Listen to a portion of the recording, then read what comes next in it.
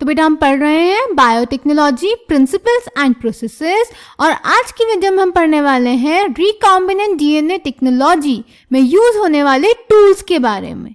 तो बेटा हमने पढ़ा कि बायोटेक्नोलॉजी एक टेक्निक है जो कुछ प्रिंसिपल्स और कुछ प्रोसेसेस को फॉलो करती है। अब अगर हम कोई प्रोसेस कर रहे हैं तो उसके लिए हमें कुछ टूल्स भी चाहिए होंगे। फॉर एग्जाम्पल अगर हम खाना बना रहे हैं तो खाना बनाने के लिए हमें गैस चाहिए, बर्तन चाहिए और इंग्रेडिएंट्स चाहिए, तो वो सब टूल्स हो गए खाना बनाने के लिए। तो ऐसे ही बायोटेक्नोलॉजी में हम करते हैं रिकॉम्बिनेंट डीएनए टेक्नोलॉजी, जिसको करने के लिए हमें कुछ टूल्स चाहिए होंगे जिसके बारे में हम अब पढ़ने वाले हैं। तो इसमें पहला टूल होता है रिस्ट्रिक्शन एंजाइम्स, जिसके बारे में हम आज पढ़ेंगे। ठीक है, so our topic is tools of recombinant DNA technology. Recombinant DNA technology क्या है? बायोटेक्नोलॉजी यानी कि वो टेक्निक जिसमें हम एक आरडीएनए रिकॉम्बिनेंट डीएनए बना रहे हैं, उसको होस्ट की बॉडी में इंट्रोड्यूस कर रहे हैं ताकि हम हमारा बायोटेक्नोलॉजिकल प्रोडक्ट ऑब्टेन कर सकें। ठीक है, तो उसमें क्या क्या टूल्स यूज होने वाले हैं वो अब हमें पढ़ना है, जिसमें first tool is restriction enzymes. चलिए स्टार्ट करते हैं। तो बेटा आज हम पढ़ेंगे कि रिस्ट्रिक्शन एंजाइम्स क्या होती हैं, कैसे डिस्कवर हुई, क्या करती हैं, कैसे करती हैं और इनका नॉमेनक्लेचर कैसे हुआ, ये सब हमें पढ़ना है। तो स्टार्ट करते हैं हम रिस्ट्रिक्शन एंजाइम्स की डिस्कवरी के साथ। तो इनकी डिस्कवरी, इनको फर्स्ट टाइम आइसोलेट किया गया था बैक्टीरियम एस्चेरिचिया कोलाई से 1963 में। दोबारा बोलेंगे कि रिस्ट्रिक्शन एंजाइम सबसे पहले कौन से बैक्टीरिया से आइसोलेट की गई थी? Escherichia coli in the year 1963। ठीक है, तो बेटा आर्बर नाथन स्मिथ 3 लोग थे जिन्होंने देखा कि एस्चेरिचिया कोलाई में कुछ ऐसी एंजाइम्स हैं जो इस बैक्टीरिया के अंदर बैक्टीरियोफेज यानी वो वायरस जो बैक्टीरिया को इन्फेक्ट करता है उसकी ग्रोथ को रिस्ट्रिक्ट करती हैं। तो इन्होंने देखा कि ऐसी कौन सी एंजाइम्स हैं, तो वो 2 टाइप की एंजाइम्स हैं, मिथाइलेज एंड रिस्ट्रिक्शन एंडोन्यूक्लियेज, जिसको हम रिस्ट्रिक्शन एंजाइम भी बोलते हैं। ये दोनों क्या कर रही थी? इन्होंने देखा कि जो मिथाइलेज एंजाइम है वो डीएनए पे मिथाइल ग्रुप ऐड करती है और जो रिस्ट्रिक्शन एंडोन्यूक्लियेज है वो डीएनए को कट करती है। ठीक है, तो आर्बर नाथन स्मिथ 3 लोग थे जिन्होंने देखा कि ई कोलाई में कुछ एंजाइम है जो बैक्टीरियोफेज की ग्रोथ को रिस्ट्रिक्ट करती हैं with the help of enzymes methylase and restriction endonuclease. Methylase enzyme DNA पे मिथाइल ग्रुप ऐड करती है और रिस्ट्रिक्शन एंडोन्यूक्लियेज डीएनए को कट करती है। तो यहाँ पर हमने देखा कि रिस्ट्रिक्शन एंडोन्यूक्लियेज बैक्टीरियोफेज के डीएनए को कट कर देती थी, जिसकी वजह से बैक्टीरियोफेज ई कोलाई को इन्फेक्ट नहीं कर सकता, उसकी ग्रोथ रिस्ट्रिक्ट हो जाती है। तो अब सवाल आता है कि अगर रिस्ट्रिक्शन एंडोन्यूक्लियस डीएनए कट कर रही हैं, बैक्टीरियोफेज का डीएनए कट कर रही हैं, तो वो ई कोलाई का डीएनए भी तो कट कर सकती हैं। तो वहीं पे बेटा रोल आता है एंजाइम मिथाइलेज का। मिथाइलेज ई कोलाई के डीएनए पे मिथाइल ग्रुप ऐड कर देता है ताकि रिस्ट्रिक्शन एंडोन्यूक्लियेज ई कोलाई को कट ना कर सके, क्योंकि ये जो एंजाइम्स हैं ये डीएनए को एक स्पेसिफिक सीक्वेंस पे कट करती हैं, जिसको हम रिकॉग्निशन साइट बोलते हैं, जिसके बारे में हम अभी आगे पढ़ने वाले हैं। तो ये जो मिथाइलेज एंजाइम होती है उन्हीं रिकॉग्निशन साइट के पास उस डीएनए पे मिथाइल ग्रुप ऐड कर देती है ताकि रिस्ट्रिक्शन एंडोन्यूक्लियस उससे बाइंड ना कर सके और ई कोलाई का डीएनए डिग्रेड ना हो, वो बच जाए। ठीक है, तो ये सेल्फ डिफेंस का एक मैकेनिज्म है। तो इस तरह से 1963 में एस्चेरिचिया कोलाई में रिस्ट्रिक्शन एंडोन्यूक्लियेज या फिर रिस्ट्रिक्शन एंजाइम्स की डिस्कवरी हुई by Arber Nathan and Smith. इन्होंने देखा कि ये एंजाइम्स बैक्टीरियोफेज की ग्रोथ को रिस्ट्रिक्ट कर रही हैं बैक्टीरिया में, जिसमें रिस्ट्रिक्शन एंडोन्यूक्लियस बैक्टीरियोफेज का डीएनए कट करेगी और मिथाइलेज ई कोलाई के डीएनए पे मिथाइल ग्रुप ऐड करेगी। क्लियर? अब यहाँ पे एक क्वेश्चन ये भी आता है बेटा कि आपको रिस्ट्रिक्शन एंडोन्यूक्लियस कहाँ से मिलती हैं? तो ये हमें प्रोकैरियोटिक सेल से मिलती हैं, याद रहेगा। ठीक है, आगे चलें। अब बात करते हैं रिस्ट्रिक्शन एंडोन्यूक्लियस की। ये एंजाइम एक्चुअली एक ब्रॉडर कैटेगरी को बिलोंग करती हैं एंजाइम्स की, जो कि है न्यूक्लियेजेस।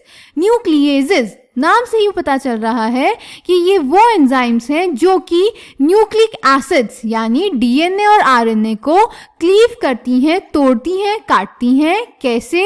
उनके बीच में प्रेजेंट फॉस्फोडाइएस्टर बॉन्ड को हाइड्रोलाइज यानी ब्रेक करके। हमने पढ़ा है कि आरएनए डीएनए में जो न्यूक्लियोटाइड्स प्रेजेंट होते हैं वो एक दूसरे से फॉस्फोडाइएस्टर बॉन्ड से जुड़े होते हैं।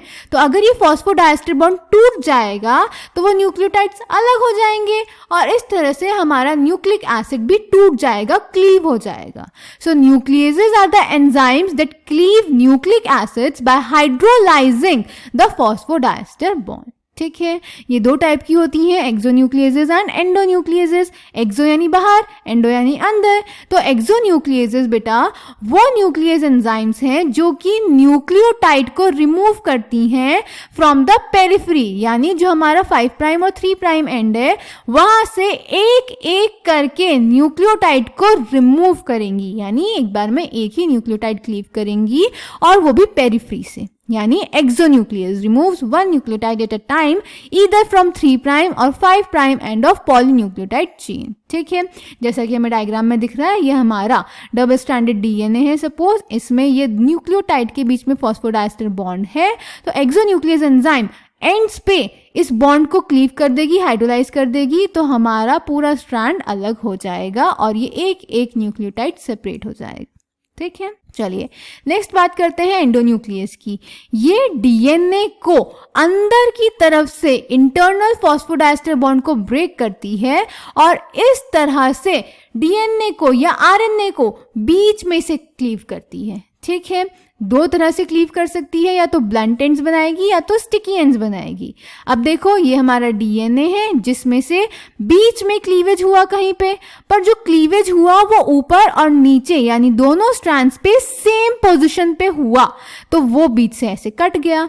तो यहाँ पर ये जो बने हैं बेटा इनको हम ब्लंट एंड्स बोलते हैं। उसके बाद नेक्स्ट में देखो यहाँ पे जो एंडोन्यूक्लियस ने कट किया वो एक स्ट्रैंड पे दो न्यूक्लियोटाइड्स के बीच में किया और दूसरे स्ट्रैंड्स पे उन्हीं न्यूक्लियोटाइड्स के बीच में करेगी, पर वो सेंटर पोजीशन नहीं होगी। इसको आप ऐसे समझ सकते हैं कि सपोज GAATTC ये सीक्वेंस है, तो इसका दूसरा स्ट्रैंड क्या होगा? Complementary strand. G के सामने C, A के सामने T, A के सामने T, T के सामने A और C के सामने G होगा। तो ये जो एंजाइम होगी ये G और A के बीच में कट करेगी डीएनए को, तो इस तरह से यहाँ पर G अलग हो जाएगा, यहाँ पर भी G अलग हो जाएगा। तो ये जो क्लीव हुआ, ये जो कट हुआ, ये एक दूसरे के सामने नहीं हुआ। ठीक है, तो इस तरह से यहाँ पे हमारे पास स्टिकी एंड्स प्रोड्यूस होते हैं। क्लियर? स्टिकी एंड्स क्या होते हैं ये भी हम आगे समझेंगे। क्लियर? इतना समझ में आया? न्यूक्लियस वो एंजाइम होती हैं जो न्यूक्लिक एसिड को क्लीव करती हैं फॉस्फोडाइएस्टर बॉन्ड को ब्रेक करके। एक्सोन्यूक्लियस पेरिफेरी से रिमूव करती हैं एक एक न्यूक्लियोटाइड, और एंडोन्यूक्लियस इंटरनल फॉस्फोडाइएस्टर बॉन्ड को ब्रेक करके बीच से क्लीव करती हैं। समझ गए? ठीक है, आगे चलते हैं बेटा और बात करते हैं रिस्ट्रिक्शन एंडोन्यूक्लियस की। अब हमने यहाँ पे पढ़ा न्यूक्लियस दो टाइप की होती है, एक्सोन्यूक्लियस और एंडोन्यूक्लियस। तो इसमें से RDT में, रिकॉम्बिनेंट डीएनए टेक्नोलॉजी में, हमारे पास एंडोन्यूक्लियस ही काम की है, क्योंकि एक्सोन्यूक्लियस तो पेरिफेरी से रिमूव कर रही है और हमें तो जीन ऑफ इंटरेस्ट को डीएनए के बीच में ऐड करना है, तो इसीलिए हम एंडोन्यूक्लियस जो कि इंटरनल फॉस्फोडाइएस्टर बॉन्ड को ब्रेक करती है इसका यूज करते हैं। ठीक है, इसमें भी हम स्टिकी एंड्स प्रोड्यूस करने वाली एंजाइम को यूज करते हैं। क्यों, ये भी अभी हम समझेंगे। ठीक है, तो चलिए अब हम आ गए हैं अपने मेन टॉपिक पे, दैट इज रिस्ट्रिक्शन एंडोन्यूक्लियस, जिसको हम रिस्ट्रिक्शन एंजाइम भी बोलते हैं। ठीक है, ये एंजाइम्स फर्दर 3 टाइप्स की होती हैं, type 1, type 2 and type 3। Type 1 वो एंजाइम होती है जो कि डीएनए को एक स्पेसिफिक साइट से 1000 बेस पेयर दूर ऑलमोस्ट कट करती हैं। ठीक है, वो स्पेसिफिक साइट होती है बेटा रिकॉग्निशन साइट। तो ये एंजाइम्स क्या करती हैं? टाइप 1 एंजाइम इस रिकॉग्निशन साइट से अराउंड 1000 बेस पेयर दूर, उससे अवे क्लीव करती हैं डीएनए को, जबकि जो टाइप 2 होती हैं वो डीएनए को रिकॉग्निशन साइट में क्लीव करती हैं, और टाइप 2 भी डीएनए को रिकॉग्निशन साइट से 24 to 26 बेस पेयर्स दूर क्लीव करती हैं। ठीक है, अब इसमें से स्पेसिफिक कौन है? हमें तो डीएनए को एक स्पेसिफिक जगह पे कट करवाना है ना, कि हमारे को ओरिजिन ऑफ रेप्लिकेशन में ही इंसर्ट कराना है अपना जीन ऑफ इंटरेस्ट, या इस पर्टिकुलर जीन ऑफ इंटरेस्ट को ही हमें ऑब्टेन करना है, आइसोलेट करना है, तो हमें तो स्पेसिफिक जगह पे कट करवाना है। तो इसमें से सिर्फ टाइप 2 है जो एक स्पेसिफिक सीक्वेंस पे रिकॉग्निशन साइट पे ही कट करती है, बाकी दो रैंडमली कट करती हैं, रिकॉग्निशन साइट से 1000 बेस पेयर्स अवे कहीं पर भी रैंडमली, और type 3 24 to 26 base pairs away. तो इनमें स्पेसिफिक सिर्फ टाइप 2 है जो कि रिकॉग्निशन साइट में कट करती है। तो इसीलिए आरडीएनए टेक्नोलॉजी यानी रिकॉम्बिनेंट डीएनए टेक्नोलॉजी में इन्हीं का यूज होता है। समझ गए? ठीक है, चलिए अब बात करते हैं रिकॉग्निशन साइट की, जिसके बारे में अभी हमने पीछे बोला कि टाइप 2 रिकॉग्निशन साइट में कट करती हैं। तो यहाँ से आया हमारे पास रिकॉग्निशन साइट, तो अब इसके बारे में पढ़ लेते हैं। तो बेटा रिकॉग्निशन साइट क्या होता है? जो हमारी रिस्ट्रिक्शन एंजाइम्स होती हैं, रिस्ट्रिक्शन एंडोन्यूक्लियसेस होती हैं, ये डीएनए पे एक स्पेसिफिक सीक्वेंस पे बाइंड होती हैं उसे रिकॉग्नाइज करके। इसी स्पेसिफिक डीएनए सीक्वेंस को हम बोलते हैं रिकॉग्निशन सीक्वेंस, यानी जो हमारी रिस्ट्रिक्शन एंजाइम्स हैं वो डीएनए पे एक स्पेसिफिक सीक्वेंस को रिकॉग्नाइज कर रही हैं, जिसको बोलते हैं रिकॉग्निशन सीक्वेंस और रिकॉग्निशन साइट। ठीक है, ये generally 4 to 8 base pairs long होता है और हमारी टाइप 2 आरई इसी रिकॉग्निशन साइट में डीएनए या आरएनए को कट करती हैं। ठीक है, सो हर एक आरई जो होती है, अगर उसको फंक्शन करना है डीएनए के ऊपर, आरई रिस्ट्रिक्शन एंजाइम, उसका फंक्शन क्या है? डीएनए को क्लीव करना, डीएनए को कट करना। तो वो सबसे पहले डीएनए सीक्वेंस का इंस्पेक्शन करेगी, उस पे इस रिकॉग्निशन साइट को आइडेंटिफाई करेगी, रिकॉग्नाइज करेगी, उससे बाइंड होगी और वहीं पे फॉस्फोडाइएस्टर बॉन्ड को कट करेगी। इस तरह से हमारी रिस्ट्रिक्शन एंजाइम्स फंक्शन करती हैं। एक बारी फिर से सुन लीजिए, रिस्ट्रिक्शन एंजाइम्स यानी रिस्ट्रिक्शन एंडोन्यूक्लियसेस फंक्शन कैसे करती हैं? इनका फंक्शन होता है डीएनए को क्लीव करना। तो ये डीएनए सीक्वेंस को पहले रीड करेंगी, उसे इंस्पेक्ट करेंगी, उस पे एक स्पेसिफिक सीक्वेंस जिसको रिकॉग्निशन साइट या रिकॉग्निशन सीक्वेंस बोलते हैं, उसको रिकॉग्नाइज करेंगी, उस पे बाइंड करेंगी और फिर वहां पे एक स्पेसिफिक जगह पे फॉस्फोडाइएस्टर बॉन्ड को ब्रेक कर देंगी और इस तरह से डीएनए को क्लीव करेंगी। समझ गए मेरी बात? So thus each RE functions by inspecting the length of a DNA sequence. Once it finds its specific recognition sequence, it will bind to the DNA and cut both the strands of DNA at specific points in their sugar phosphate backbones, यानी phosphodiester bond को break करेंगे। ठीक है, अब एक और बात, जो हमारी टाइप 2 आरई होती हैं यानी टाइप 2 रिस्ट्रिक्शन एंडोन्यूक्लियसेस होती हैं, इनकी जो रिकॉग्निशन साइट होती है ये पैलिंड्रोम सीक्वेंस होता है। पैलिंड्रोम सीक्वेंस क्या होता है बेटा? ये वो वर्ड्स होते हैं जिन्हें चाहे आप उल्टा पढ़ो या सीधा पढ़ो, वो सेम ही रीड किए जाएंगे। जैसे MOM मॉम, अगर मैं इसको सीधा पढ़ूंगी तो तब भी मैं MOM मॉम पढ़ रही हूँ, अगर उल्टा पढ़ूंगी तब भी MOM मॉम पढ़ रही हूँ। सिमिलरली डैड, DAD डैड, और उल्टा पढ़ने पर भी DAD डैड। नमन, सीधा पढ़ने पे NAMAN नमन, उल्टा पढ़ने पे NAMAN नमन। मलयालम, जो हमें बुक में एग्जाम्पल दिया गया है, सीधा पढ़ने पर MALAYALAM मलयालम, उल्टा पढ़ने पर MALAYALAM मलयालम। समझ गए? ये होते हैं पैलिंड्रोमिक सीक्वेंसेस। पर हम तो डीएनए की बात कर रहे हैं, तो डीएनए में पैलिंड्रोम सीक्वेंसेस क्या होते हैं बेटा? डीएनए में पैलिंड्रोम सीक्वेंसेस होते हैं कि जो दोनों स्ट्रैंड्स पे सेम रीड किए जाएं, पर रीडिंग का ओरिएंटेशन सेम होना चाहिए। जैसे फॉर एग्जांपल यहाँ पे हमें एक सीक्वेंस दिया गया है, अगर मैं ऊपर वाले स्ट्रैंड पे 5 प्राइम टू 3 प्राइम डायरेक्शन में रीड करूं इस सीक्वेंस को, तो सीक्वेंस होगा GAATTC। और अगर दूसरे स्टैंड पे भी मैं 5 प्राइम टू 3 प्राइम में रीड करूं तो सीक्वेंस होगा GAATTC। तो यानी दोनों स्ट्रैंड्स पे ये सीक्वेंस सेम रीड किया जा रहा है।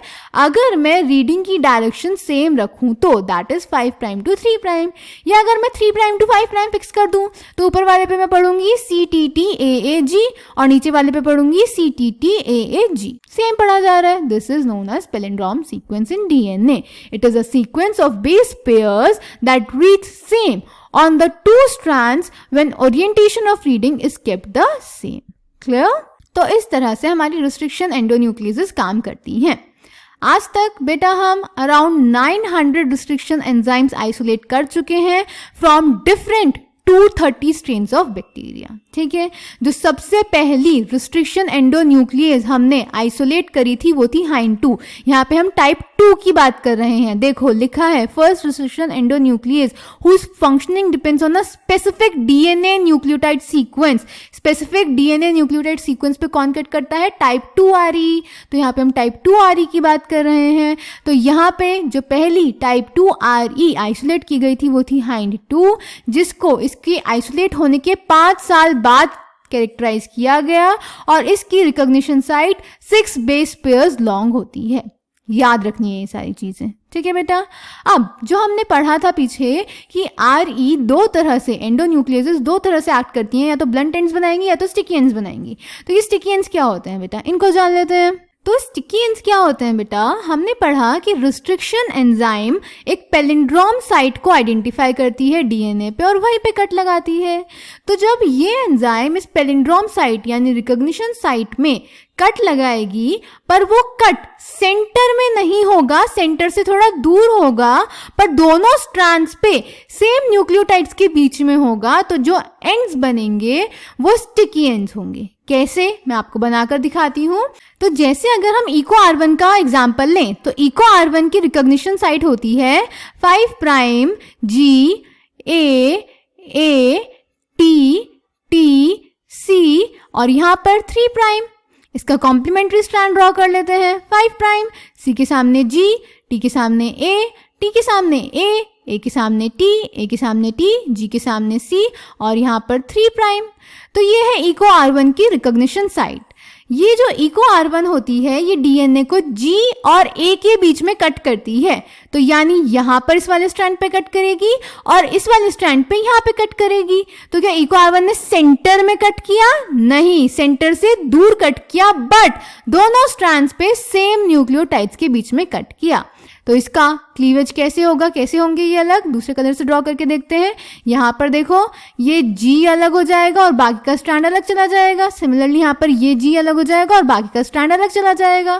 तो इसको ड्रॉ कर देते हैं। तो यहाँ पे आ जाएगा बेटा 5 प्राइम G और बाकी अलग हो गया, और नीचे वाले पे देखो 3 प्राइम, यहाँ पर बचेगा C T T A और बाकी का अलग हो चुका है। अब जो अलग हो चुका है उसको ड्रॉ कर लेते हैं। यहाँ पर A से अलग होना शुरू हुआ, तो A T T C 3 prime और यहाँ पे बचा है हमारे पास 5 प्राइम और G।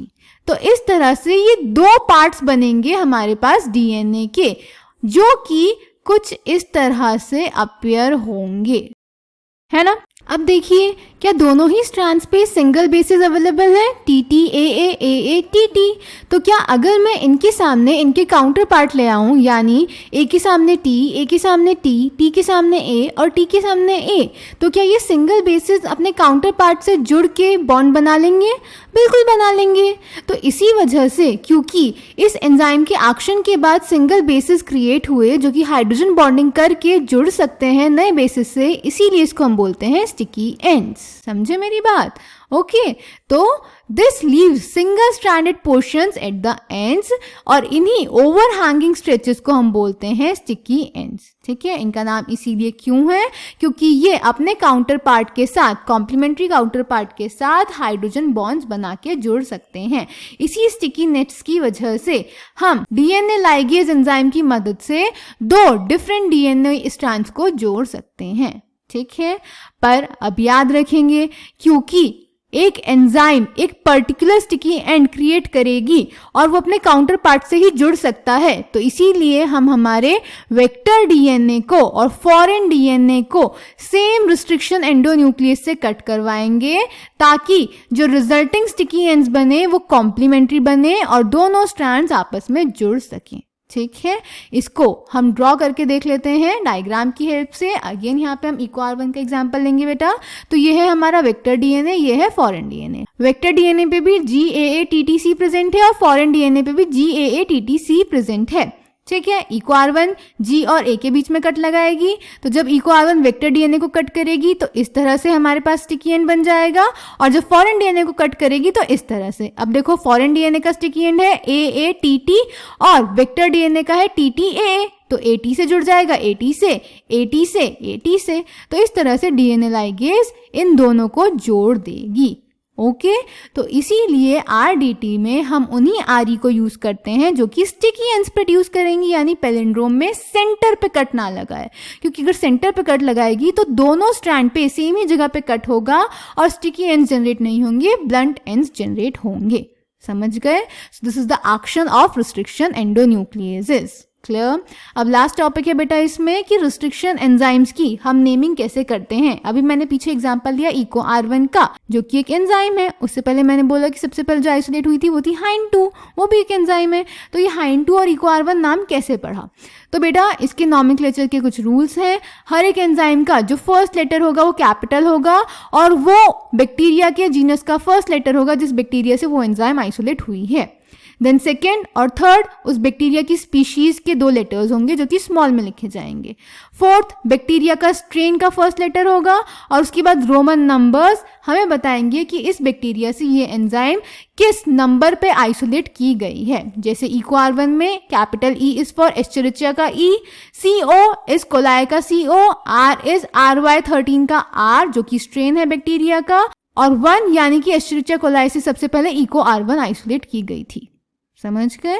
तो ये होता है नॉमेनक्लेचर। अब इस पूरे टॉपिक को हमें पढ़ना है NCERT से, आराम से पढ़ेंगे रिवाइज करते हुए।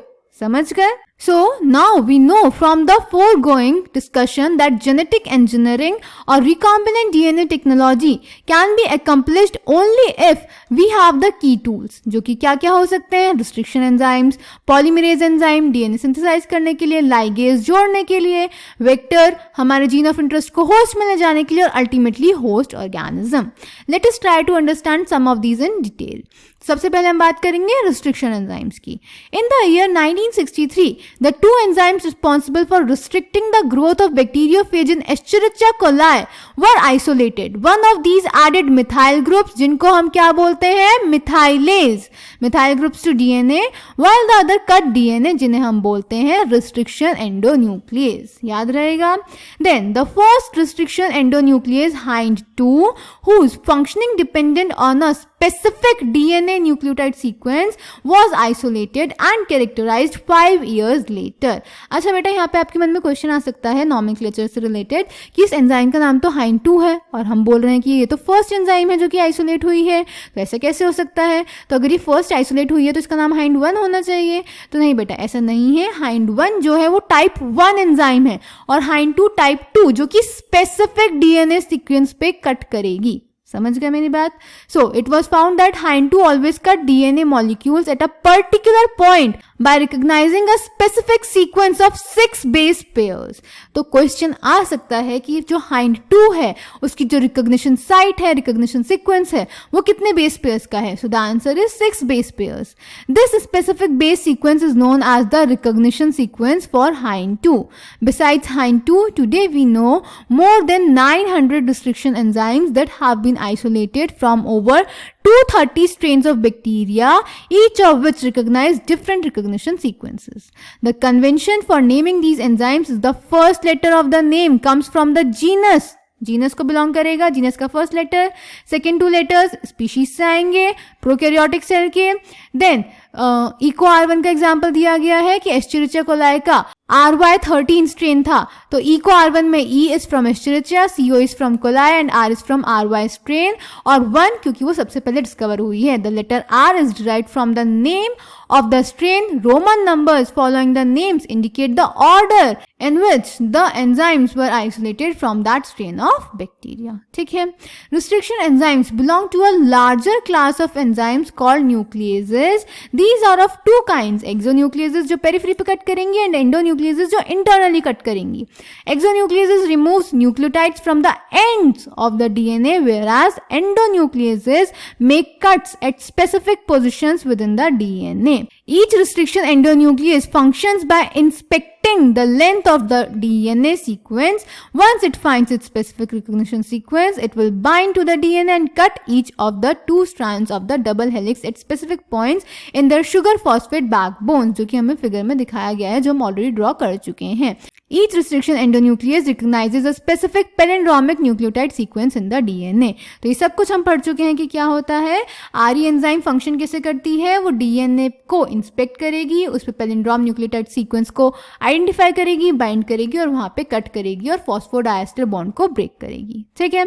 So do you know what palindromes are?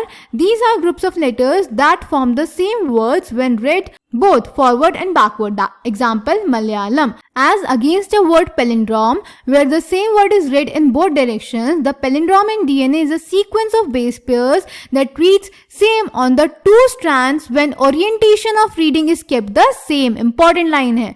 For example, the following sequences reads the same on the two strands in 5' to 3' direction. This is also true if read in the 3' to 5' direction.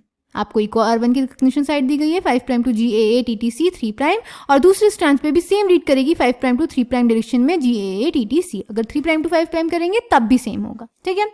Then restriction enzymes cut the strand of DNA a little away from the center of the palindrome sites but between the same two bases on the opposite strand. जिससे क्या generate होंगे, single stranded portions. इन्हीं overhanging stretches को हम बोलेंगे sticky ends on each strand. These are named so because they form hydrogen bonds with their complementary cut counterparts. This stickiness of the ends facilitates the action of enzyme DNA ligase. ठीक है बेटा, clear है, सब कुछ मैं आपको बता चुकी हूँ. Restriction endonucleases are used in genetic engineering to form recombinant molecules of DNA which are composed of DNA from different sources or genomes. When cut by the same restriction enzyme, याद रखेंगे, the resultant DNA fragments have the same kind of sticky ends and these can be joined together end to end using DNA ligases.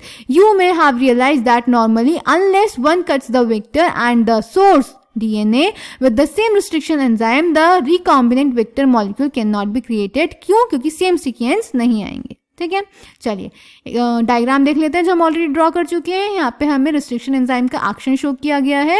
Eco R1 की help से vector DNA GAA TTC G और A के बीच में cut करेगी eco R1. Foreign DNA पे भी sticky ends generate हो जाएंगे सेम काउंटर पार्ट्स के साथ और डीएनए लाइगेज इसको जोड़ देगी.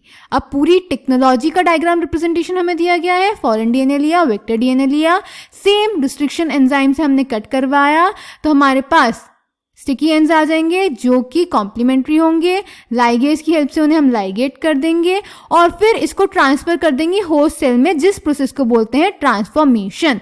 याद रखेंगे ट्रांसफॉर्मेशन क्या होता है, transfer of recombinant DNA molecule into the host cell. ठीक है. और वहां पे ये जाके बहुत सारी कॉपीज बनाएगा जिसको बोलेंगे जीन क्लोनिंग. ठीक है. ये डायग्राम इंपॉर्टेंट है बेटा, इसको अच्छे से देख लेंगे और बहुत ईजी भी है. जो हमने पढ़ा उसी को डायग्राम की फॉर्म में हमने दिखा दिया. ठीक है. तो ये था first two restriction endonucleases. Next video में हम पढ़ेंगे अगरोस जेल इलेक्ट्रोफोरेसिस के बारे में. ठीक है. तब तक ध्यान से एनसीईआरटी से पूरा पढ़िए, डायग्राम्स खुद बनाएंगे, खुद नोट्स बनाएंगे और कोई भी डाउट होगा तो कमेंट सेक्शन में पूछ लेंगे. Thank you.